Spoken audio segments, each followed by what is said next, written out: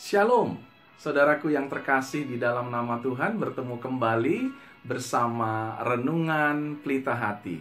Dan saat ini, saudaraku yang dikasihi Tuhan, firman Tuhan berkata di dalam 1 Samuel 3 ayat 10b, "Berbicaralah sebab hambamu ini mendengar." Saudaraku yang dikasihi Tuhan, hari ini saudaraku, kita semua pasti mengenal yang namanya handphone.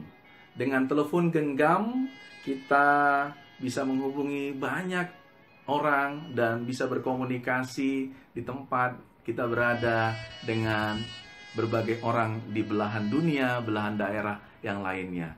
Dan saudaraku yang dikasihi Tuhan, merupakan anugerah hidup di zaman saat ini. Sampai saudaraku yang dikasihi Tuhan, terjadi sesuatu yang ironi, hanya gara-gara komunikasi yang mengakibatkan kesalahpahaman. Seorang istri jengkel kepada suaminya karena suaminya punya 2 handphone.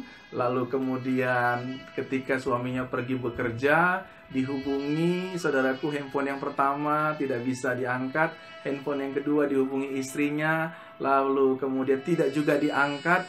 Dan ketika sampai malam suaminya pulang, lalu kemudian terjadi keributan besar, istrinya sudah berpikir bahwa suaminya selingkuh karena sepanjang hari 2 handphonenya tidak diangkat. Ternyata suaminya berkata sepanjang hari dia rapat dan handphone itu di silent, saudaraku, sampai pulang ke rumah. Nah, saudaraku yang dikasihi Tuhan, saya ingin mau berkata kepada kita semua, Tuhan mau menghubungi saudara.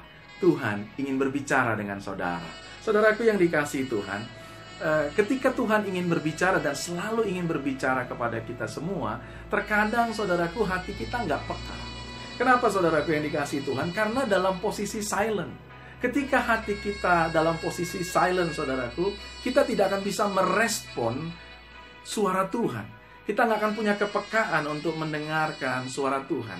Itu yang dialami oleh Eli, saudaraku, karena dia membiarkan dosa anak-anaknya hingga ia kehilangan, saudaraku, daya dengar rohaninya akan suara Tuhan.